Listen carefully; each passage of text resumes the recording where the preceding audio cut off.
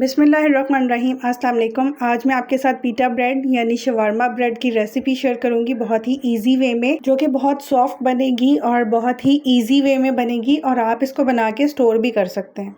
2 cup मैंने मैदा लिया है। 1 इंस्टेंट ईस्ट का साशे ऐड कर दूंगी इसमें। डायरेक्ट मैं मैदे में ही ऐड कर रही हूँ, पानी में ऐड करके नहीं कर रही हूँ। Half tea spoon salt add करूंगी। 1 टेबल स्पून पिसी हुई चीनी ऐड करेंगे। ब्रेड को सॉफ्ट बनाने के लिए मैं यहाँ पर 2 टेबल स्पून दही ऐड कर रही हूँ। 3 टेबल स्पून ऑयल ऐड कर देंगे। अगर दही ना हो तो आप स्किप भी कर सकते हैं, ऑप्शनल है। इन सब चीज़ों को मैदे में अच्छे से मिक्स कर लेंगे और नॉर्मल रूम टेम्परेचर पानी लिया है जिससे मैं अब ये डो गूंदूंगी।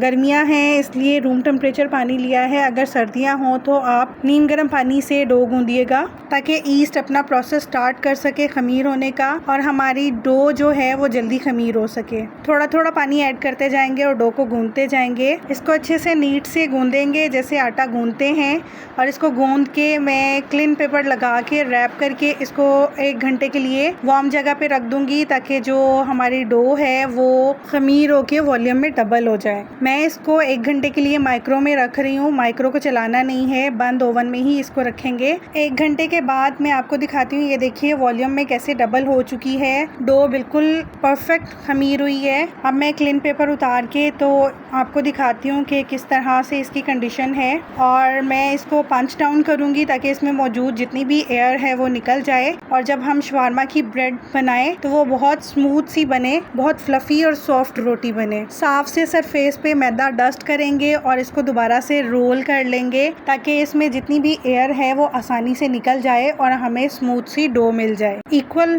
पार्ट्स में कट करूंगी। जितना मुझे पेड़ा बनाना है उस हिसाब से मैं इसको कट करूंगी। जितनी बड़ी हमें शवारमा की रोटी बनानी है हम उस साइज का पेड़ा बनाएंगे, ज़्यादा बड़े नहीं बनाने। पेड़े बना के 4 से 5 मिनट के लिए ढाँप के छोड़ देंगे ताकि पेड़ों को थोड़ा सा रेस्ट मिल जाए। इसी तरह से इसी साइज के मैं बाकी के पेड़े भी बना लूँगी। 5 मिनट हो चुके हैं। अब मैं इनको बेल लूँगी। सरफेस पे पहले थोड़ा सा मैदा डस्ट करेंगे और हाथों की मदद से रोटी को बड़ा करते हुए बेल लेंगे और जितनी शवारमा की ब्रेड की साइज़ होती है उतना ही बेलेंगे। इसको ज़्यादा बड़ा नहीं करेंगे। इतने साइज़ की मैं सारी रोटियां बेलूंगी। देखें, आप इनको कुक करके जिपलॉक बैग में डाल के हफ्ता 10 दिन आराम से इस्तेमाल कर सकते हैं, बिल्कुल भी ख़राब नहीं होंगी। ये पैन को मैंने पहले अच्छे से गर्म कर लिया है। अब जो मैंने शवारमा ब्रेड बनाई है वो इस पैन में डाल देंगे। फ्लेम को स्लो कर देंगे और 2 मिनट एक साइड से कुक करेंगे ढाँप के। ब्रेड को कलर बिल्कुल नहीं देंगे, सिर्फ कुक करेंगे कि अंदर तक ये ब्रेड कुक हो जाए। जैसे मार्केट वालों की होती है